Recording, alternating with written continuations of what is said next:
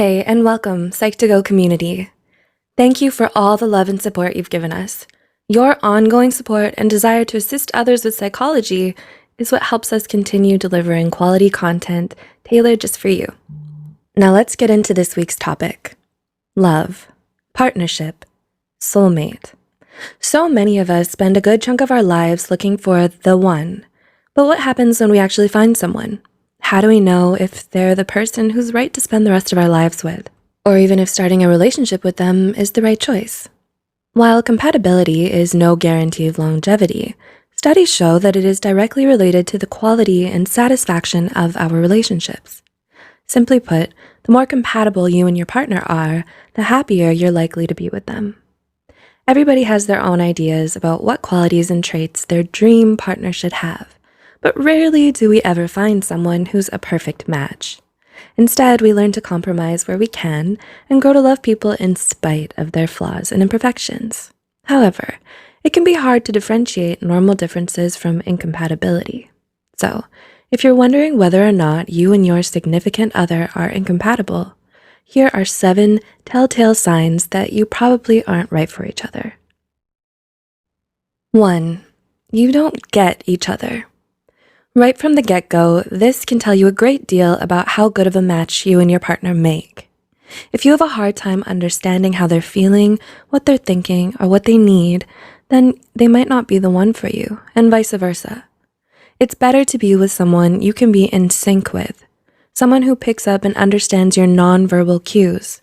They can discern your tone of voice and get what you're trying to tell them. Otherwise, miscommunication and misunderstandings can pile up in your relationship. 2. You're too different from each other. While it's technically true that opposites do attract, every solid, healthy couple should share at least a few similarities with their partner. This doesn't mean having to like all the same music or movies that they do, or even share the same hobbies as them. In fact, it can even be refreshing to be in a relationship with someone radically different from yourself. Sadly, though, the excitement won't last forever. If the similarities are too scarce or non-existent, once the new and shiny effect wears off, you're both left with someone who doesn't share the same humor, interests, values, ideals, or principles, making it difficult to relate to one another in any meaningful way. 3. You try to change each other, not grow and learn together. The hallmark of any strong, healthy relationship is having a partner who gives you the drive and motivation to change for the better. And that's the point. It must be something you want for yourself. Your idea, not theirs alone.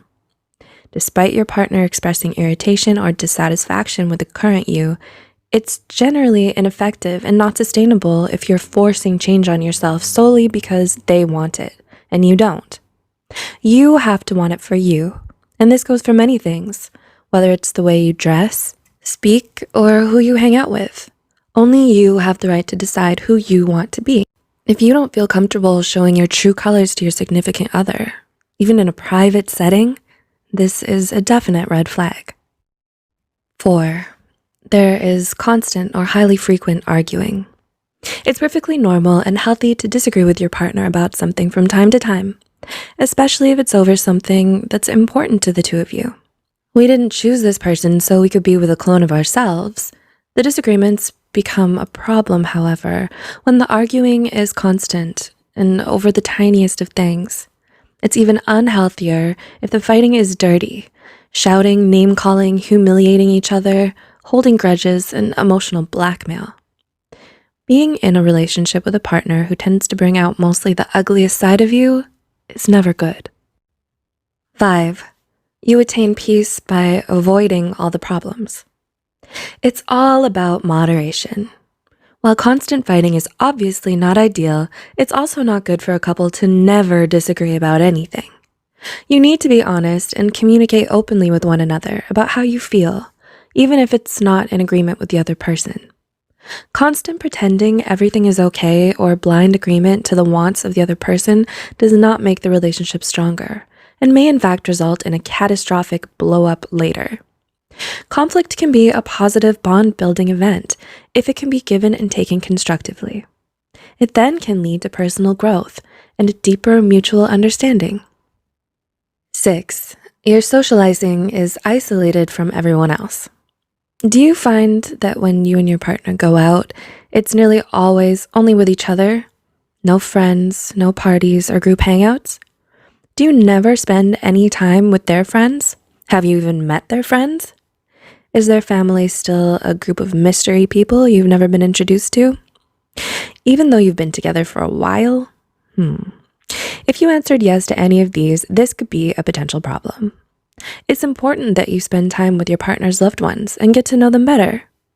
Couples who make the effort to be close with the other important people in their partner's lives tend to have longer and happier relationships. And 7, you're not attracted to them. Lastly, but most importantly, even when everything seems perfect on paper, if you don't have any romance or chemistry, it's simply not going to work.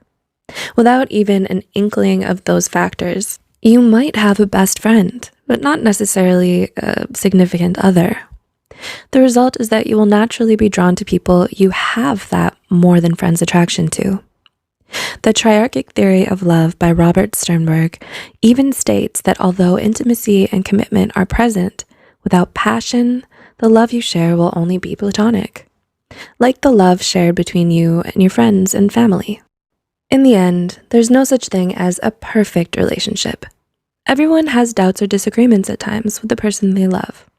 A strong, healthy relationship takes ongoing effort, dedication, and also time for it to grow. What's important is finding that someone who, to you, is worth the effort. First impressions and initial choices do not seal your fate. Learning to know and recognize compatibility versus incompatibility will save you much heartbreak and possibly avoid more serious scarring. So take the time to evaluate your relationship with these key points in mind, and honestly ask yourself, is my partner right for me? We hope you enjoyed the video and learned something new about yourself and others. Please like, share, and give feedback or comment below. Let us know what you'd like to see next. Don't forget to subscribe to Psych2Go for more psychology content, and as always, thanks for watching and taking this short psychology journey with us.